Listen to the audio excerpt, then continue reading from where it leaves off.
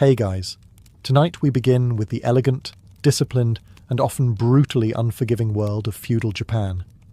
A place of samurai honor, strict codes, and very sharp consequences.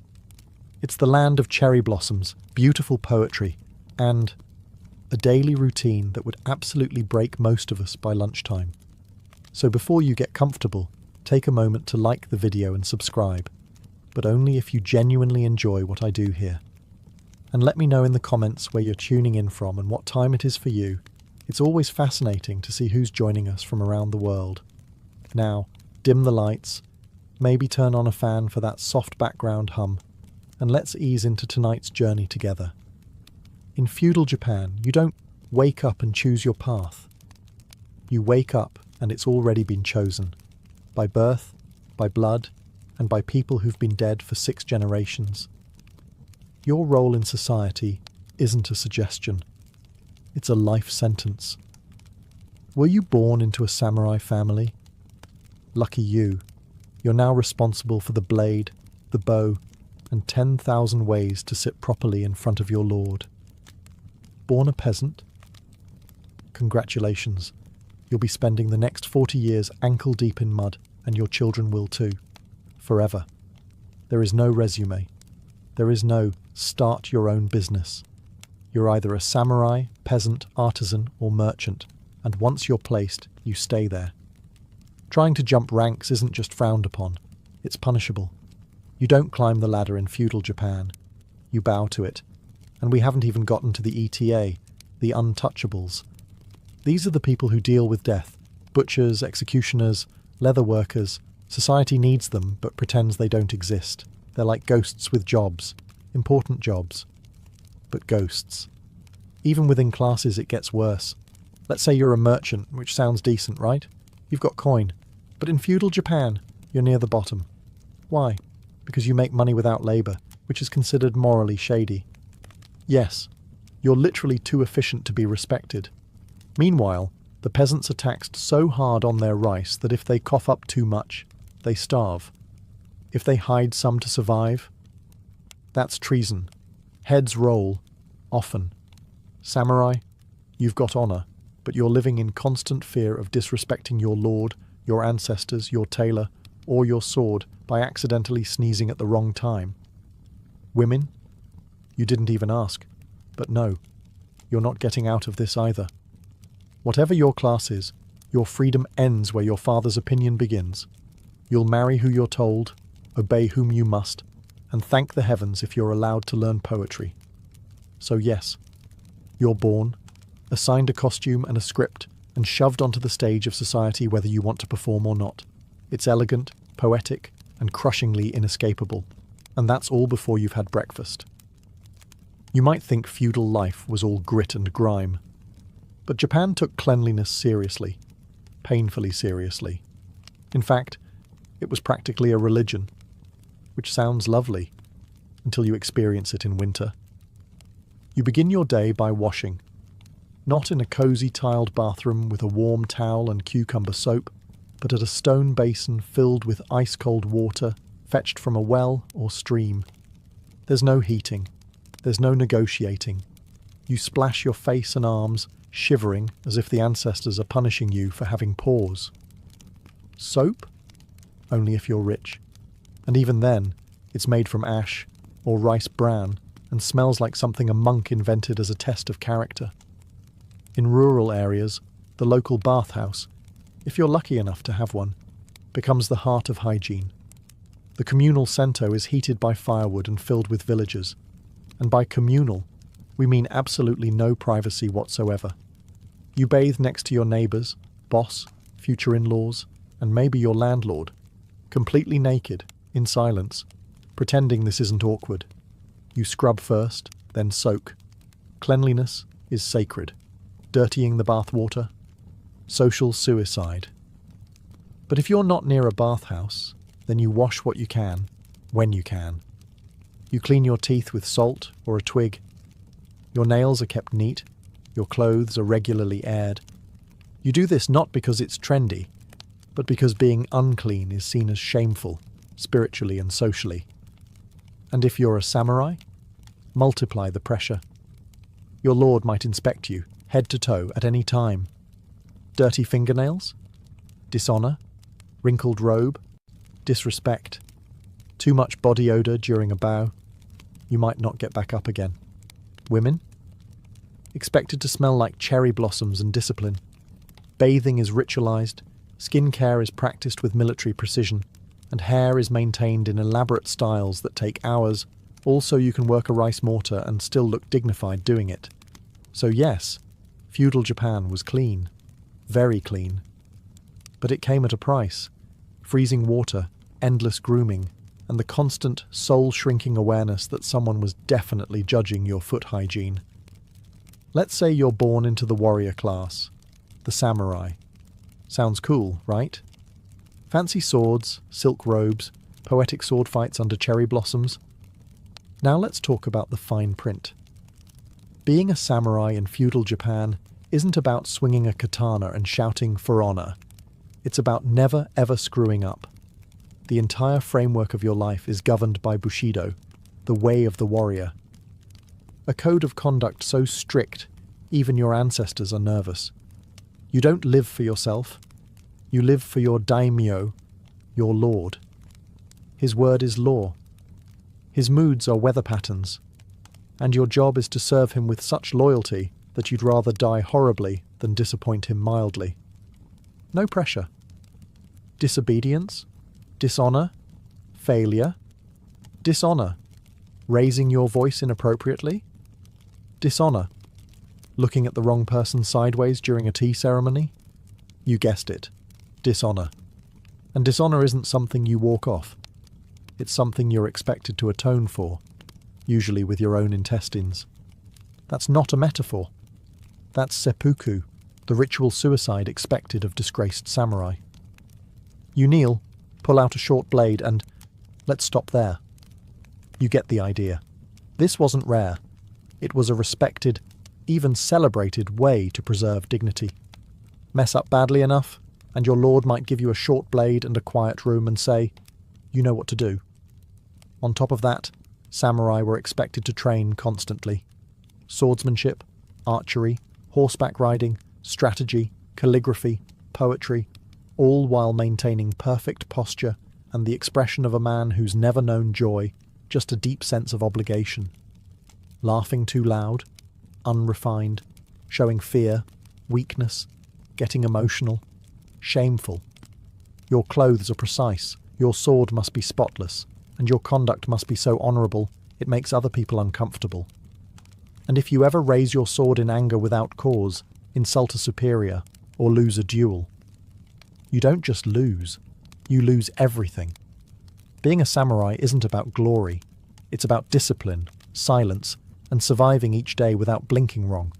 So yes, you look good in armour, but you're one eyebrow twitch away from existential catastrophe. So you weren't born a samurai. No sword, no poetry, no chance of dramatic ritual disembowelment. That's the good news. The bad news? You're a peasant, which means your entire existence is a combination of dirt, sweat, back pain, and government-mandated rice delivery. You wake up with the sun, not because you're one with nature, but because the land tax doesn't pay itself. And also, your thatched hut has no doors, no windows, and someone's goat just walked across your bed mat. Breakfast? If you're lucky, a bowl of rice porridge and a side of last week's pickled something. If you're unlucky, it's pretend you're not hungry, with a splash of river water. Then it's off to the rice fields, which sound peaceful in travel documentaries, but are, in reality, mud pits designed to break your soul slowly over 12 hours. You plant, you weed, you hope a bandit raid doesn't happen today, and when the sun goes down, you limp home, only to discover that one of your oxen is missing, and the village headman would like to speak with you about your grain shortfall. Taxes are relentless. You don't get paid in coins. You pay them with rice. Your family eats what's left, which isn't much, especially if the harvest was bad, or if your lord's nephew accidentally rode a horse through your plot during a military drill. Want to complain? That's adorable. You can't. Talking back gets you whipped, exiled or promoted to corpse. If you're really lucky, you might become a village elder, which means people still don't listen to you but now ask for your advice right before ignoring it. And remember, you're legally not allowed to leave your village without permission. You are, in effect, a rice-based prisoner with seasonal ankle rot. Festivals? There are some. You get drunk on week's sake, dance in a circle, and try not to think about how planting season starts again in 4 days. So yes, you are the foundation of the economy, the reason the samurai eat, and the person everyone forgets exists.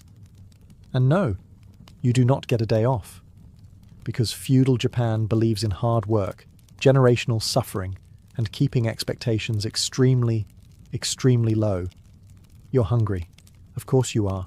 You've been tilling, planting, sweating, and politely not dying since sunrise. Time to eat. But in feudal Japan, meals aren't about indulgence. They're about survival, simplicity, and not choking on a fishbone in front of your in-laws. If you're a peasant, your diet is rice. Rice for breakfast, rice for lunch, rice for dinner. If you're lucky, it's actual rice. If you're not, it's barley pretending to be rice. You might get a turnip or two, some pickled radish if the gods are in a good mood. Meat? That's for the daimyo, or for that one chicken that looked at you funny and mysteriously disappeared. Fish? Sometimes. But it's dried, salted, and sharp enough to file your teeth. Soup? Usually miso, if you can call hot salt water with 2 floating leaves soup. It's flavorful, yes, in the same way seawater is hydrating. Now, if you're a samurai, you do get better food. But you also eat last, after your lord, his guests, and anyone he feels like impressing. That means cold rice, cold soup, and the eternal joy of watching other people eat while pretending you're deeply honored to wait. Also, everything is seasonal. Not because it's trendy, but because there's no refrigeration, no global supply chain, and if you don't harvest it yourself, it probably doesn't exist. So when it's winter, that's just nature's way of suggesting fasting. And heaven forbid you get food poisoning. Medical care is optimistic. The local remedy is lie down and think about your ancestors. You'll either get better or become one of them. Food theft is a serious crime. Steal a bowl of rice and you're not getting a slap on the wrist. You're getting a public display of why we don't touch the daimyo's daikon. Tea? It's around. But not like you're imagining. The tea ceremony is a complex performance that's more about posture, etiquette, and existential humility than actually quenching thirst. So yes, meals are sacred, quiet, and respectful, but mostly they're bland, small, and contain at least one crunchy mystery item. And no, you can't complain. Not unless you want your next meal served through your nose. So, you've just finished your modest bowl of crunchy maybe fish soup. Someone says something absurd. Maybe your lord mumbles a bad haiku. Maybe your village elder misquotes a proverb. Maybe your neighbour insists his cow can predict the weather. And for one reckless, foolish moment, you think about correcting them. Don't. In feudal Japan, your opinion is a liability. Free speech is not a concept. It's a fast track to disgrace, exile, or sudden career-ending decapitation. The social hierarchy is rigid, and every word has a weight. Speak above your class? You're being impudent. Criticize someone above you? You're insolent. Make a joke that doesn't land? That's treason adjacent. Even within families, you tread carefully. A son doesn't interrupt his father. A wife doesn't correct her husband. And no one, absolutely no one, questions the daimyo, unless they've always wanted to explore the afterlife via sword tip. Samurai are trained to speak with measured calm, even when furious. A sharp tongue is worse than a dull blade. It's unbecoming. It's dangerous. And it might force someone into the awkward position of having to kill you to restore their honor. Which brings us to apologies. In feudal Japan, apologies are an art form. You don't just say, sorry. You bow. You grovel. You possibly write a poem about your shame. You might even send a gift, like a live bird or a decorative comb, while sincerely hoping the person receiving it doesn't decide to duel you anyway. And God's help you if your tone is too casual. A misplaced word can be interpreted as sarcasm, defiance, or spiritual rot. Silence is almost always safer. Even humour is a tightrope walk. Laughing at the wrong thing could be seen as disrespect. Laughing with someone important might imply you think you're on their level. And that's how people end up mysteriously reassigned to the far north. So yes, you're free to speak, technically. But in practice, you nod, smile, and pray your opinion never tries to escape your mouth. Because in feudal Japan, loose lips don't just sink ships. They sink social standing, reputations, and sometimes your entire bloodline. In feudal Japan, fashion isn't about self-expression. It's about making sure everyone knows exactly how far below them you are, just by looking at your sleeves. Your clothing doesn't reflect your personality. It reflects your position, your purpose, and whether or not you're legally allowed to carry a sword without getting tackled by a samurai. Let's start at the top. Samurai wear layers of silk robes, sometimes armoured, always dignified. Their outfits are carefully arranged to signal status and readiness. The colours, deep blues, earthy browns, and the occasional blood-red flourish, elegant, ominous, and almost always implying, "I have killed a man for less than a fashion faux pas." And of course the swords. A samurai's daisho, the paired long and short swords, is more than a weapon set. It's a walking badge of authority. Drawing one in public is a last resort. Wearing them improperly is a first step toward being publicly corrected with extreme sharpness. Peasants, on the other hand, wear cotton and humility. Brown, grey and beige dominate your wardrobe. It's not because they're minimalists. It's because dyed fabric costs money, and you're too busy surviving to worry about coordinating hues. Your outfit says, "Yes, I work in mud. No, I didn't choose this lifestyle. Yes, these are my only sandals." Merchants wear finer materials. They have money, after all. But they're still socially ranked below samurai and peasants, so they keep it muted. Rich, but not too rich. Silk? Yes, but subdued. Wealthy merchant families are experts at looking just respectable enough not to get noticed by a bored samurai on patrol. Artisans and craftsmen dress neatly but modestly. Their clothing is durable, practical, and most importantly, unobtrusive. Drawing attention to yourself is considered a personality defect. And then there are women who must strike a delicate balance between grace, obedience, and wearing 12 pounds of folded symbolism. Hairstyles are coded. Kimono patterns are seasonal. And if you wear a colour meant for a different festival, congratulations. You've just dishonoured your entire household and possibly started a neighbourhood whisper war. In short, what you wear isn't just about clothing. It's about rank, ritual, and surviving daily judgment from both heaven and your mother-in-law.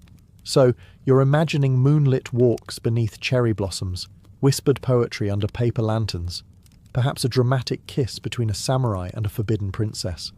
Yeah. No. In feudal Japan, love is a side quest, and not one you're likely to complete. Marriage isn't about feelings, it's about alliances, status, rice taxes, and not embarrassing your ancestors. If you're a peasant, your marriage is arranged by your parents, and maybe the village elder. Romantic compatibility isn't discussed. Sturdy legs and healthy teeth are considered more important. If you're from a samurai family, the stakes are even higher. Marriages are tools of politics. Your partner is chosen to solidify a clan alliance, secure land, or pay off a grudge with a nice kimono. The goal isn't happiness. It's stability, ideally one that doesn't collapse during harvest season. Love letters. Maybe. But only if they're written in perfect calligraphy, using the appropriate seasonal metaphors, and passed along discreetly by a maid who definitely knows too much. Women, of course, have even less say. A samurai daughter may be married off at 15, required to master calligraphy, etiquette, needlework, and the fine art of never expressing disappointment out loud. Her job is to bear sons, serve tea, and absolutely never fall in love with the flute teacher. Actual romantic love, the kind with stolen glances and passionate declarations, is the domain of poets, theatre plays, and tragic ghost stories. If you want to experience love in feudal Japan, you'll need to watch a no-drama about two doomed lovers who turn into mist. And if you try to step outside your assigned relationship structure, good luck. Adultery can lead to exile, disgrace, or death by sword-related disapproval. The punishment might be carried out by your spouse, your lord, or your in-laws, whoever gets there first. Even for samurai, taking a concubine was common, but that didn't make things easier. It just added more people to disappoint silently. So yes, people fell in love. Secretly. Painfully. Occasionally with the wrong person, and always at the worst possible time. Because in feudal Japan, love wasn't forbidden. It was just dangerously inconvenient. In feudal Japan, death isn't a distant concept. It's your neighbour, your co-worker, your roommate, who never pays rent, but is always around. You don't plan for retirement. You plan for your exit. Because death isn't a tragedy here. It's part of the script. Let's start with the samurai. These honourable warriors walk around with 2 swords and a personal death plan. If they lose a battle, seppuku, insult their honour. Seppuku, spill sake on the daimyo's robe. Seppuku with dramatic background music. And it's not private, it's public, ceremonial, and performed with the same precision as a tea ceremony, but with significantly more internal bleeding. But don't think peasants are getting a longer life. If you're a farmer and the rice harvest fails, you're starving. If your village can't meet its tax quota, your head might be used to make a very stern point. Drought? Plague? Bandit raid? Pick your flavour of sudden demise. And good luck fighting any of it when your most advanced medicine is warm tea and a strong belief in herbal optimism. Speaking of bandits, they're real, they're everywhere, and they don't care that you spent all year growing those daikon radishes. The roads outside towns are so dangerous that people just don't travel unless absolutely necessary. The phrase, "maybe we'll visit your cousin next year," actually means, "I enjoy being alive." If you're a woman, childbirth is a dice roll. Complications? Too bad. Midwives are helpful, but surgical options are mostly pray harder and boil another towel. If your husband dies in disgrace, you might be expected to follow him, not emotionally, but literally, with a dagger. And let's not forget nature itself. Earthquakes, floods, tsunamis, famines, Japan is a disaster artist. Your home could be washed away or buried at any time, and the only insurance policy is a well-tied roof and deep spiritual acceptance. But perhaps the darkest part, you're expected to accept it all calmly. Wailing in fear or fighting fate is considered undignified. A real hero bows before death, composes a poem, and meets their end like it's just another awkward dinner with your clan. So yes, feudal Japan is beautiful, but mortality is part of the decor. In modern life, you're told to follow your dreams, be your own person, and live your truth. In feudal Japan, your truth is whatever your clan tells you it is. Individualism isn't a virtue, it's a red flag. You exist not as a lone star of destiny, but as a very small branch on a very important family tree. And your job is to keep that tree from catching fire due to any embarrassing behaviour, like expressing opinions or falling in love with a merchant's daughter. Your clan is everything. Your identity, your reputation, your future. It all flows through your family name. You are part of a web of obligations, honour, and expectations so dense it might as well be a spiritual spreadsheet. Even the samurai, proud, honourable warriors, don't fight for themselves. They fight for their daimyo, their household, their ancestors. And if they die, ideally, it's in a way that makes everyone above them look great. Because dying with honour is one thing, but dying in a way that slightly embarrasses your clan? That's the stuff of generational nightmares. Your actions reflect on your father. Your father's actions reflect on your grandfather. Your grandfather's actions may still be affecting how your cousin is treated in the next province over. It's not guilt by association. It's life by association. Want to open a noodle shop because you love cooking? That's adorable. Unfortunately, your clan raises horses, so you'll be brushing hooves until further notice. Express interest in painting? Excellent. You'll be decorating the temple your family sponsors, with strict guidelines, in total silence. And don't even think about scandal.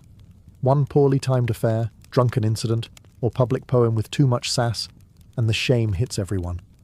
Your siblings, shunned. Your mother, mortified. Your great-uncle might have to disembowel himself just to restore the family's good standing. You are not a person. You are a representative, a chess piece, and a liability with legs. But hey, if you play your role well, bow at the right times, and marry who you're told, your clan might just speak your name with something resembling pride. And that's the feudal Japanese version of a personal achievement badge. Let's say you've survived the social hierarchy, the sword duels, the honor system, and the rice tax. Congratulations. Now try surviving the weather. Feudal Japan is a masterpiece of natural beauty. Snow-capped mountains, serene forests, blooming cherry blossoms, and an absolute nightmare of environmental chaos. The scenery is gorgeous. The climate wants you dead. Start with typhoons, massive storms that arrive like angry gods, bringing rain, wind, and the structural integrity of a rice paper wall. Roofs fly off, roads vanish. The rice you spent all season planting, floating gently downstream. Then there are earthquakes, sudden, violent, and completely unpredictable. There's no warning siren, no alert system. Just a faint rumble, a brief moment of existential confusion, and then your house is sideways. If you survive the shaking, you still have to worry about fires. Because everything is made of wood, including your bad decisions. Flooding is common. Too much rain, and the rivers swell. Your village becomes a muddy soup bowl. Your crops drown. Your animals wander off. Your landlord still wants taxes, of course, now with interest. Droughts are just as cruel. Weeks of punishing sun and no rain leave the land cracked and the rice fields dry as a monk's humour. You pray to the gods. You do rituals. You start eyeing the neighbour's well with deep suspicion. And then there's winter. Not a snowy wonderland, more like bone-deep cold, thin blankets and fires that burn out by midnight. Heating isn't central. It's communal suffering. You warm your hands over a clay brazier and hope frostbite isn't fashionable this year. Even volcanoes occasionally join the party. Japan is part of the Ring of Fire, and yes, that's just as fun as it sounds. Eruptions could bury entire regions in ash, lava, or the awkward realization that your shrine is now a rock garden. There's no FEMA, no national relief effort. If your house collapses, you rebuild it. If your food spoils, you go hungry. And if your lord's estate is also affected, well, you still owe taxes. Disaster, after all, is not an excuse. In feudal Japan, nature isn't a background element. It's an ever-present reminder that even the gods might be having a bad day. In feudal Japan, power flows downhill, and so do responsibilities, expectations, and blame. You think you're important? Think again. There is always someone above you. Let's say you're a peasant. Your life is governed by the village headman, who answers to the local samurai, who answers to the daimyo, who answers to the shogun, who maybe, possibly, whispers to the emperor, who doesn't rule so much as haunt the capital in expensive robes. Even the samurai, fierce, sword-carrying enforcers of justice, aren't at the top. They spend their lives serving a lord, waiting for orders, and occasionally fighting in battles they didn't start, over land they don't own, for glory they'll never personally receive. In theory, they're honoured. In reality, they're very well-dressed middle management with a katana. The daimyo, those powerful lords who control provinces and armies, might seem untouchable, until the shogun decides they're getting too bold. Then suddenly their castles are being inspected, their letters intercepted, and their heads very gently removed from their political ambitions. Even the shogun, the military dictator, the most powerful man in Japan, has to keep his eye on the court, the clans, the economy, and at least 4 cousins trying to poison his tea. He rules, yes, but he doesn't sleep well. Meanwhile, the emperor technically outranks everyone, but has no actual power. He's like a sacred relic you can't touch, but also can't ignore. He blesses rituals, names eras, and occasionally writes poetry. He's also probably broke.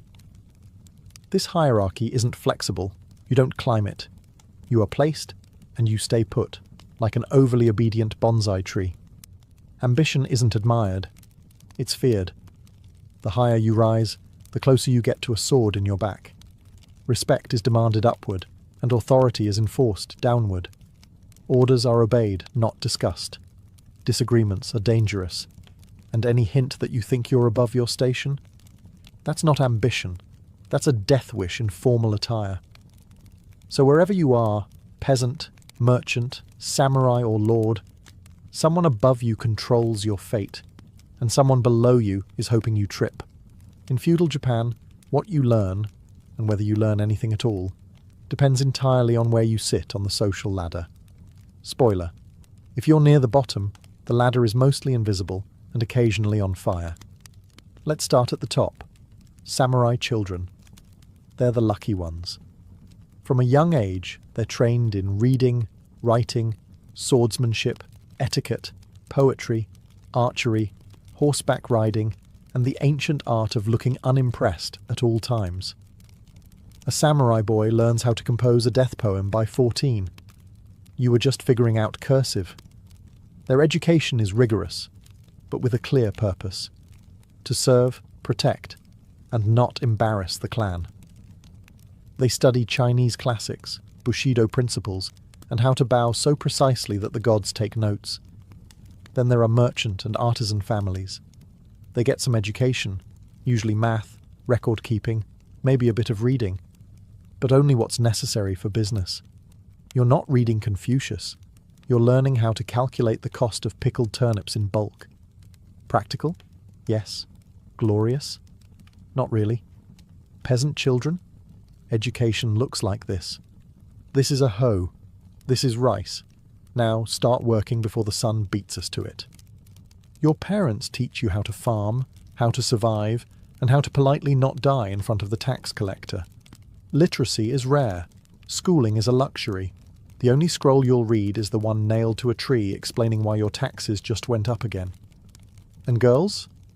Unless you're from a high-ranking family, you don't get much formal education at all. You're trained in domestic skills, sewing, etiquette, tea ceremonies, and how to maintain silence while maintaining a household. If you're really fortunate, you might learn calligraphy or poetry, as long as it doesn't distract you from folding laundry with spiritual precision. Education in feudal Japan isn't about personal growth. It's about fulfilling your role without asking questions. The idea of learning for fun would make most elders faint into their sake cups. So yes, knowledge is power, which is exactly why they kept it so tightly controlled.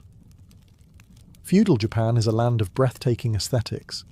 Everything, from the curve of a fan to the placement of a teacup, seems designed to soothe the soul and impress your ancestors. But here's the catch. You can and will be judged for doing it wrong. Culture in feudal Japan isn't just art, it's performance with consequences. The way you arrange flowers, pour tea, or fold a kimono isn't left to whimsy. It follows strict codes that have been around longer than your entire bloodline. One misplaced blossom and suddenly you're the talk of the village, and not in a fun, flirty way. Take the tea ceremony, for example. It looks like a quiet, peaceful ritual. In reality, it's a social minefield. Everything is timed. Every movement is choreographed.